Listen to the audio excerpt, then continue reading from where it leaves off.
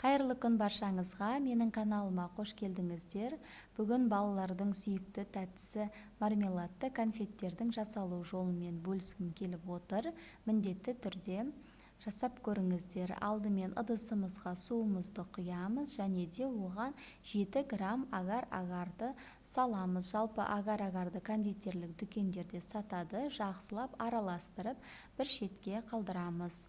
Клубникамыздың үстіне секерімізді салып, блендермен езіп аламыз. 10 минутта газге қайнатып аламыз. Сол кезде кішкене қоюланады. Содан кейін барып клубникамызды қосып, оны да 10 минуттай қайнатамыз. Сұйық болып тұрады, одан еш қорықпаңыздар, өзінің формасын жақсы ұстайтын болады. Арнайы осындай силиконды формаларға құйып, бөлме температурасында қалдырамыз. Өзінің формасын ұстағаннан кейін холодильникке 10-15 минутқа қойып аласыздар. Міндетті түрде жасап балаларыңызды қуантыңыздар. Өте дәмді, жұмсақ болып шығады. Егер де осы видео сіздерге пайдалы болған болса, онда міндетті түрде комментарий бөлімінде пікірлеріңізді қалдырып кетіңіздер. Астарыңыз дәмді болсын. Сіздермен бірге болған Камила.